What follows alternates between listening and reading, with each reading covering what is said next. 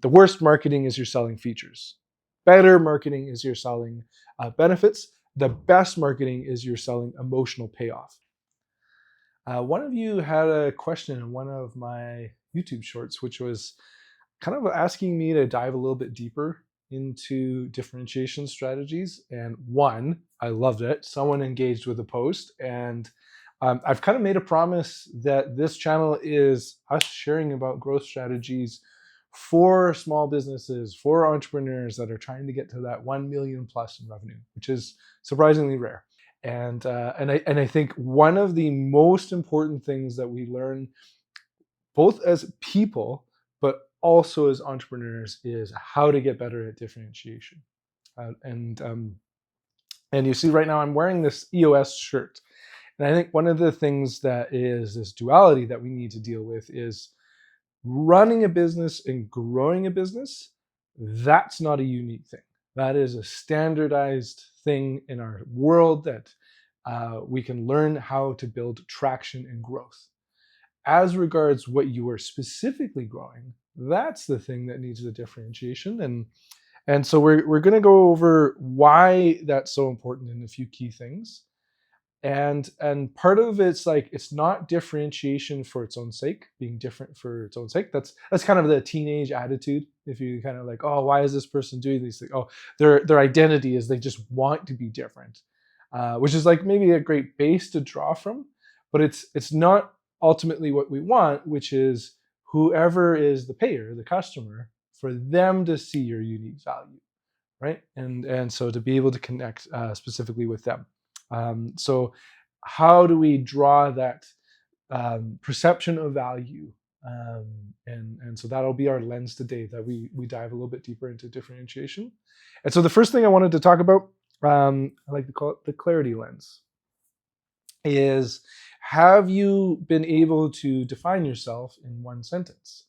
And I think a lot of that requires the ability to say, in situations like X, we do Y and it has Z outcome. Sorry, I'm Canadian, so Z outcome. And so if you wanted to call it like the one sentence test, is often, actually, I've seen others talk about it, is are you very clear on what your first offer is to someone? If you meet down with your favorite customer, your favorite prospect, and they're like, hey, what's one thing? What's the first thing I should buy from you? Oh, that's easy. That's obvious. That's you making a big step in terms of that clarity test.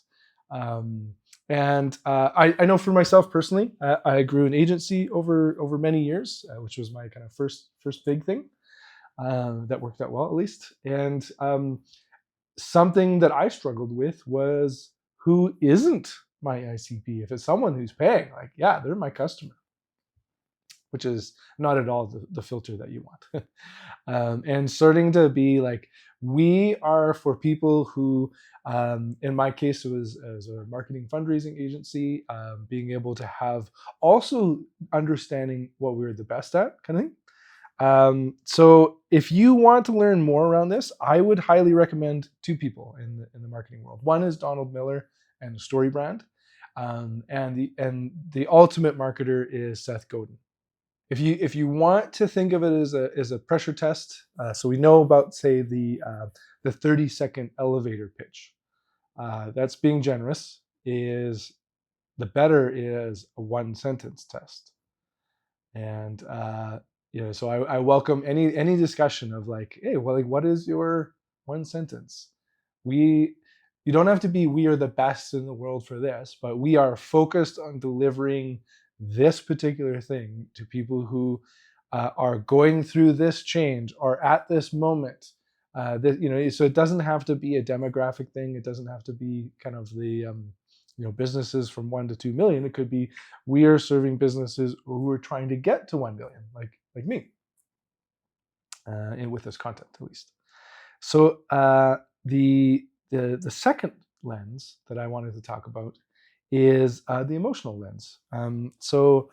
A big thing that we can do to differentiate ourselves is how we make people feel. This is both a personal experience. How do you treat people? and AKA what is your culture, what sort of relationships do you have with like suppliers and that sort of thing. But I think a well-differentiated organization, if you think of like the Chick-fil-A's of the world, or if you think of um, just a lot of the either professional service, customer service, retail. I personally had an amazing experience years ago when I had my first iPhone and I had my first big fall with it, of going to the Genius Bar. And so I think the emotional side is getting really clear, is like, we want our customers to feel this. So a big thing for the team at Baker Street to talk about is seen and celebrated. How are we as a coaching organization coming alongside people and making them feel seen and celebrated? So if you think for yourselves, is like, you can only have so many emotional drivers that you're helping with.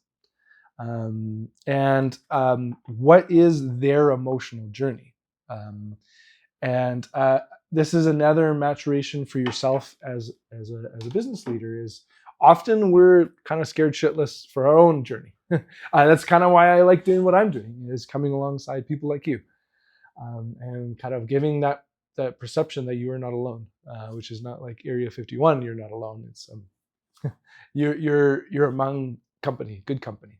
You are yourself an irregular, but that is a very large pool of us going through so many similar things.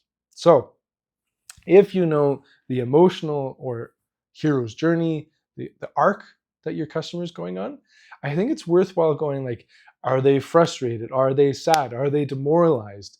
What is the pain that they're feeling that you're providing a solution for? If you're like, I don't know, they need our product. So I'll give you an example of a client I worked with a couple of years ago. And they had not put any emotional thought into this. And part of it was, I think, typical engineers. They had created this speed camera. And so if you've ever been ticketed for like photo radar, you're like, okay, these guys. There, of course, is not too many players in the world delivering this service. And it's highly technical and it can get quite expensive. But one of the really cool things they had done is they had made it much more simple to install, and their focus from a price point and an audience was in the developing world. And so one of the things we walked through was like, what would it mean for me as a supplier, as an installer, as a purchaser, if I knew that instead of being in a space for, let's just make up numbers, 3 months, I'm only there for 1 month. Okay, if there's bribes, if there's weather events, all these things that are getting in my way, have you just 1/3 that vulnerability that I have? Wow. If it stays in place for years longer than a competitor, if it kind of runs independently, or if it's just kind of more durable, how many times am I not having to deal with all the other shit? Not just like going and dealing with the repair, but what are all the other headaches that it's specific to that environment that would be different than if I was installing a speed camera in New York City?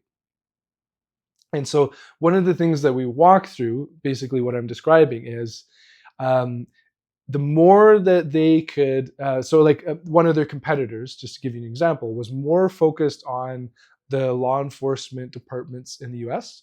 And actually that company did a great job of, all the language on the website, all the things they were talking about is very specific to the decision maker, which was a person who's working at a PD or sheriff's office, and some town in the US. If we're talking about Chile, if we're talking about South Africa, if we're talking about kind of these very different environments, being able to kind of describe what was unique to their environment versus sort of a sterile, here are the features and benefits of our company. The more you could be like, yeah, you don't have to deal with these often dangerous situations that aren't specific to, say, installing dangerous for different reasons, or frustrating and exhausting, and where maybe they would view it as customers as part of the game. And I think there's just a beautiful journey of differentiation, which I'm describing, which is the more you're thinking in an empathetic perspective of, man, I just like really want to know why someone would buy this. And again, like if you kind of think of like um, um, the initial that you'd come up with is like, let's say like the sell me a pen thing is like you're trying to think first of like why someone needs this pen. The deeper is like, what's the pain of them not having it? Like, what's that moment where they're going like, God, I need this thing. Your ideal customer and all for all of us comes to you and says, hey, can you please give me this thing that you offer? They're going, hey, I'm really needing this particular thing because they've figured it out. Part of the empathy journey is you figuring it out for them. So kind of a tactic I would suggest you to is really kind of what is this like narrate the emotional journey that they're going through. In sales script, it's you saying, hey, I get it. You're probably feeling this right now. Hey, when I present you this opportunity, I can imagine this is going through your mind. You might not be specifically using emotional language depending on who they are, but the more you can kind of connect as if, when someone's like, wow, like, are you reading my mail? That's your ideal sales script. Similar in a marketing perspective is we talk about the worst marketing is you're selling features. Better marketing is you're selling benefits. The best marketing is you're selling emotional payoff. That problem that you were dealing with, this is what we do so that you receive this outcome, right? And so here I kind of wrote down an example here is it could be, hey, at Baker Street, we help organizations grow faster. Okay, no, sure. And if say you believe me, that's okay. And I get a C plus. Versus we help founders sleep at night knowing growth is handled, knowing that growth isn't a mystery. And then when we have discussions, say about cash flow, about profitability, it's like, hey, you got this. You're on a winning championship team. Remember that you've done X, Y, and Z, which means you're good. You don't have to keep searching. You don't have to keep scanning. You're no longer in fight or flight mode. You've made it. It's either winning here or winning there. There is no death around you. And I think if you can imagine is like even my tone got to change. How I'm kind of like the affect that I'm coming across is like I got you, buddy. Versus like, hey, if you need to grow, we're going to be a part of that. And what's worse about a default stance like that is it could be we want to be a part of it for our own sake as Baker Street. And you're like, yeah, of course you want to be benefiting from my growth, right? So we just talked about the emotional lens. The next one is the community lens, which I'm a really big fan of. People that know me is I host an annual retreat in the Rocky Mountains every year, and I call the gathering in the group of people the irregulars. So I named Baker Street, and if you know about the Baker Street irregulars, that was sort of the play on words there. But I also think it's perfect for the entrepreneurial journey.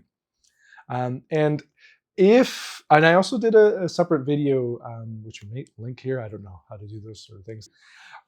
Is around dead internet theory. And the reason that I've kind of been keen to really like dwell on this is AI in itself, not that it's overrated, is yet another technological change which does yet another kind of disruption, and eventually we're living life with it. There is like a doomsday kind of discussion that you could have, but there's really not much we can do about that. What we do know is happening is this dead internet theory is very relevant because more and more digital communication is just bots. And so I wanted to dive into the community lens, which is having fans. Kevin Kelly, incredible communicator, polymath, does a whole bunch of things. He has this sort of talk about 1,000 true fans, which means it's a startup. You've basically made it if you can get to that point. And one of the things, there's this fun video, which is like there's this kind of guy at a party, not a party, at like not a rave or anything like that, but it'd be more like a sort of a hillside and music festival kind of thing. It's just like kind of one guy who's dancing on his own. But what's really cool is he's not the leader. It's the first person who comes and kind of joins them in this weird dance, which really kicks off more people doing that. As an entrepreneur, you need to keep your eyes out for the first person to come alongside you and be like, yeah, let's do this. I really like what you're doing. You are, and it's a journey, journey of self-belief, because it's one thing is like, yeah, I want people to buy. To have people really kind of believe in what you're doing, that's like, leaving teenager life and becoming a real adult and going, wow, I had an idea and someone's a fan of it. They're risking their time and talent to either promote it with me or just to be allies with me in the growth of this thing. There's kind of almost like a co-founder seat to be had with someone who comes along in that way. And so if we kind of wanted to give an example, so we talked about Kevin Kelly's 1,000 True Fans. I'm not a motorbike guy. I'm a Westphalia man. And I'll tell you, there is a V-dub club that is like, we all do the Westie wave. The amount of people that talk to me about this and their stories with Westies. But one specific example I wanted to give was like motorbike culture, where like people are Harley Davidson loyalists through and through. It's not this, they bought something. You're joining a club. And all of us would be so lucky if we had kind of fandom of their level. But I don't know about you, but like, a lot of us say like me, or, Apple fans and that sort of thing. I currently right now riding a high. I was going to look for my Blue Jays jersey. It's over there. That level of fandom, that is Valhalla. That is, having $4 trillion valuation, having those sort of things. We're not aiming for that. So like the overall goal shouldn't be, and let's say for this video, I'm not looking to have 1 million followers. I do actually believe 100,000 subscribers is achievable. That is a North Star for me, just so you know. And the way I'm going to be doing it is continuing to build content and to continue to try and connect with my audience. The ultimate win is when audience connects with one another. And so that's what we're talking about, is like, how do we kind of build resonance and more or less like an insider language, secret handshakes. So one fun win for me, I mentioned that at Regulars event, was seeing folks post on LinkedIn. One of my guys, Francis, made a post and he used this example with pizza. And another one of a fellow Irregulars, Luke, he posted, hey, when's the first Irregulars pizza party?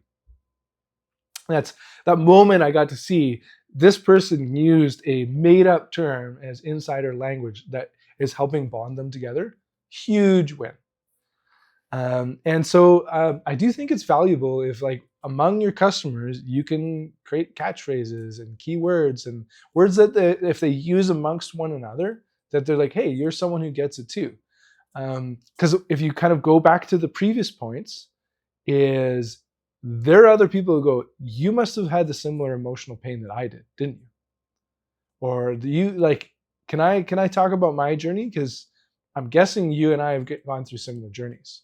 So imagine you make a comment here and you're like, hey, I got better at differentiating my business and this is the outcome it had for me. Think of the other people looking at that comment. They're going, yeah, I'm not alone, right? And maybe I feel seen in that someone else is going through a similar journey to me. So we've talked about a few key lenses. Have you made yourself more clear? Have you found that emotional lens and the community lens? Right now, I want to talk about the competence lens. So what does that mean? As an organization, you're most likely delivering a particular service or outcome that is somewhat proprietary. It is either your skills or an idea that you had that is now solving something, right? So in the business world, Jim Collins, Good to Great, has a concept called the hedgehog concept. And it's this overlap of your skills and the market need, right? Peter Thiel calls it 0 to 1. What I like to call it is finding your edge. What is something you can go, hey, yeah, you're right. I really love a lot of my competitors, coaching, Tony Robbins, great at this. Here's the thing. I'm a practitioner and a coach. I can talk to you about EOS, not from when I ran my business from 2010 to 2021. I can talk to you about an L10 that I had last week.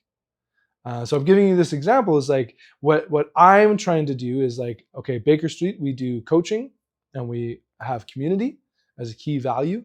But I, as a coach, am trying to be someone who is commentating is a thing for me, but also I'm a player.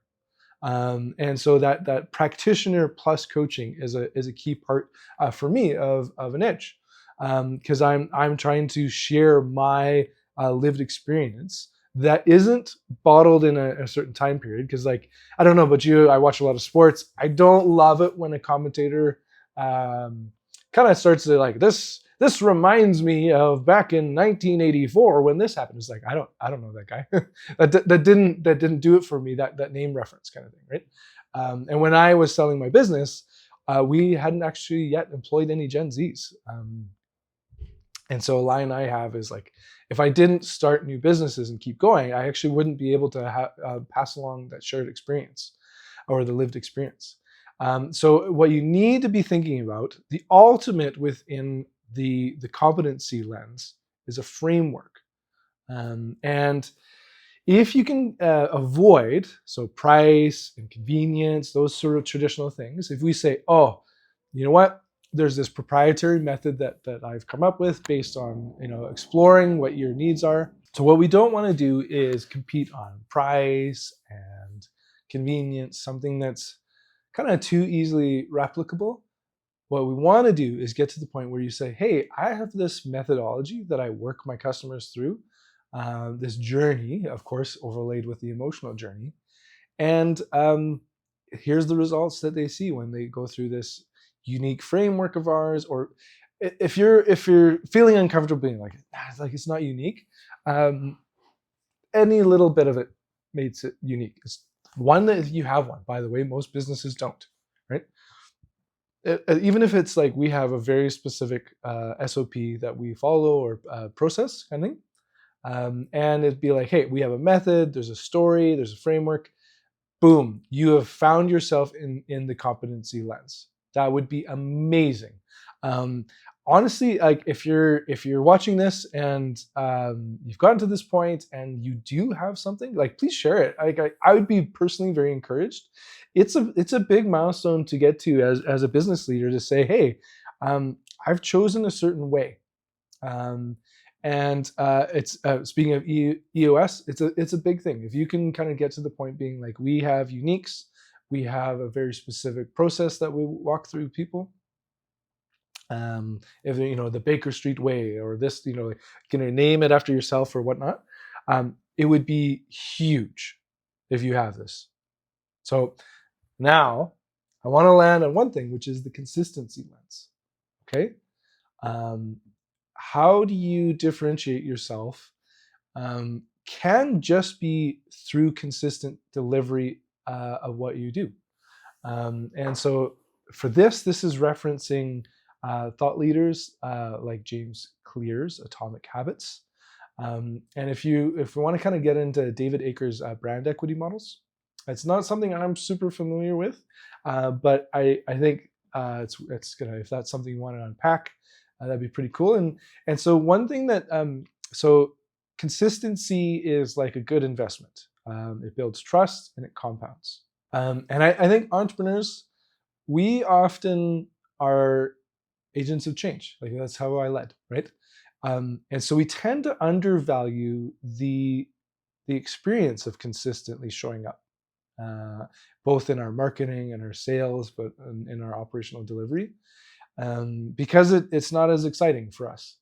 But I think if you think of it as if consistency helps someone develop like a mental model, right? That if we were always looking different, well, then maybe that's its own consistency. But it's hard to recognize someone who isn't consistently looking a certain way. If you saw me with and without glasses, and if I'm formally dressed and a beard, not beard, it's that change kind of is just resetting who I am to you in your brain. Whereas if it's like, hey, if I go to a certain coffee shop and it's always under 5 minutes and I never get kind of surprised with the price, or there isn't anything unsettling, I start to kind of remember them for certain things that they are, which is what they deliver consistently. And so when I was a teenager, I went to tourism and hospitality college. And a big thing that my professor said that really struck with me, which is very simple, but it was promise what you deliver, deliver what you promise. And I think if you kind of think about that as that your kind of lens for consistency, it could just like do so much as like, hey, we know what we can be relied on for, and so we're going to tell people. One thing that I kind of reframe it in a slightly different way is like, what's something back of house? What's something that you're delivering all the time, and you consider as sort of par for the course, that we should make front of house, that we should make people aware. And like the more that you're thinking of like, what can I like really say that me or my team deliver all the time, anytime? So I kind of wanted to say, it's like part of what I like delivering for people is like, how do you systematize growth? This isn't particular tactics. We want to build the system for growth. And honestly, differentiation isn't things like we want to have orange color in an environment where everyone else is blue and red, like that. Also, color theory is like, to me, is total BS. So we aren't trying to be like using basic things like logos and that that ilk to be like different for different sake. We're trying to systematize what it means to bring up value in the mind of our customer. And so we were thinking about clarity, we're thinking about emotion, community, competence, and consistency as these 5 elements that would do wonders for any business to be more valuable and aka more differentiated. So I want you to think about these 5 lenses. What is the strongest one you're in? Have you improved it? And can it change the trajectory of your growth? If you've liked this video, please literally do so. Please subscribe. And I just wanted to say thank you to someone for reaching out in one of my videos and asking for more depth around this topic. Ta-ta for now.